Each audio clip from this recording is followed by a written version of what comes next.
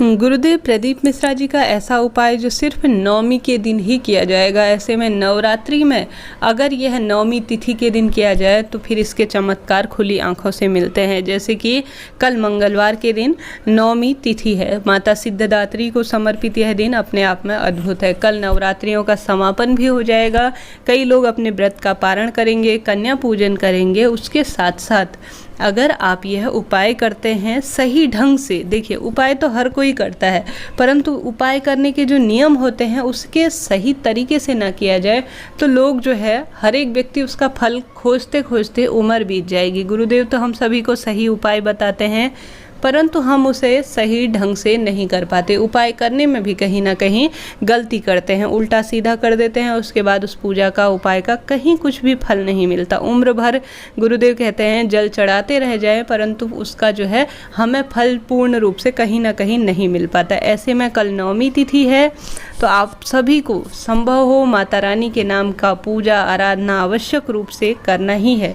इससे पहले मैं जो उपाय बताई हूँ, गुरुदेव कहते हैं कि माता रानी को सुहाग की सामग्री समर्पित कीजिए, ध्वजा समर्पित कीजिए। अगर अभी तक आपने नहीं किया है, ध्वजा अर्थात झंडा, जो आपने देखा होगा घरों पर सनातन धर्म को प्रदर्शित करने के लिए माता रानी के मंदिर में इनको प्रदर्शित करने के लिए झंडा लगाया जाता है, वह जो है अपने बच्चे के नाम का जरूर लगाइएगा कल के दिन। अब जान लेते हैं, अभी तक नहीं लगाया तो कल तो लगा ही दीजिए, क्योंकि उसके बाद नवमी तिथि समाप्त हो जाएगी, फिर तो इसका कोई महत्व नहीं है। हालांकि हर एक दिन जो है ध्वजा चढ़ाई जा सकती है, परंतु नवरात्रि में अपना एक विशेष फल मिलता है। अब चलते हैं उपाय की तरफ। जैसे कि कल नवमी तिथि है तो आप सभी को क्या करना है, ध्यान से सुनिए।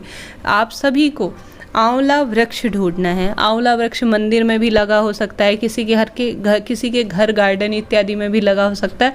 आप चाहें तो एक पॉट में लाकर अपने घर पर रोज पूजा कीजिए। आंवले वृक्ष के उपाय, पूजा इत्यादि बहुत अद्भुत होती है।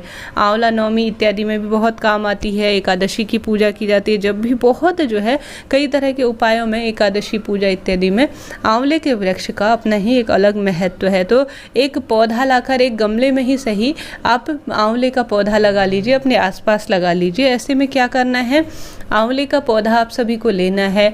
सबसे पहले गुरुदेव कहते हैं उसमें लगाना है एक घी का दीपक। आंवले में कैसा लगाना है, एक घी का दीपक। ऐसे में एक घी का दीपक लगा दिया। अब लेनी है आपको एक मौली अर्थात लच्छा, जिसे कहा जाता है, जिसे पूजा पाठ के हाथ में काम में लिया जाता है। आपने देखा होगा वस्त्र स्वरूप में हम समर्पित करते हैं। अब आप सभी को 5 परिक्रमा, एक पहले घी का दीपक लगा दिया, उसके बाद 5 परिक्रमा आंवले वृक्ष की श्री शिवाय नमस्तुभ्यम कहते हुए लगानी है। उसके बाद एक उसकी जो डाली होगी, जो पहले 5 परिक्रमा लगा ली आपने और मोली जो है उसमें लपेट ली 5 बार, ठीक है, कोई दिक्कत नहीं है। अब उसके बाद जो है एक आपको और छोटा सा टुकड़ा थोड़ा बड़े स्वरूप में लेना है, उसमें से ही तोड़ लेना है और इसे जो है उस डाली में लगा देना है। पूरी रात्रि इसे लगा के छोड़ देना है आंवले के वृक्ष में। उसके बाद जो है 10वीं तिथि के दिन वापस एक दीपक लगाना है, सुबह से शाम तक कभी भी कर सकते हैं। एक आप सभी को घी का दीपक लगाने के बाद जो आपने वो लगा रखा है पेड़ पर, उस मौली को अलग से लगा रखा है, जो मौली, उसे अपने साथ घर पर लेकर आना है। अब अपने बच्चे के हाथ में यह पहना दीजिए। अपने घर का कोई भी सदस्य इंटरव्यू देने जाता है, किसी परीक्षा में बैठता है, दुख बीमारी से परेशान रहता है, नज़र दोष दुर्घटना इत्यादि उसे बहुत अधिक तंग करती है, आप स्वयं भी अपने हाथ में भी पहन सकते हैं। उसके बाद जो है आप इसे पहनने के बाद खुद को स्वस्थ महसूस करेंगे। जिस भी कार्य में जाएंगे रात दुगनी 4 चौगनी होती चली जाएगी। बस यह छोटा सा कार्य कल अष्टमी नवमी के दिन करके देखिएगा, लाभ अवश्य होगा। मन में कोई सवाल हो जरूर पूछे। माता रानी मनोकामना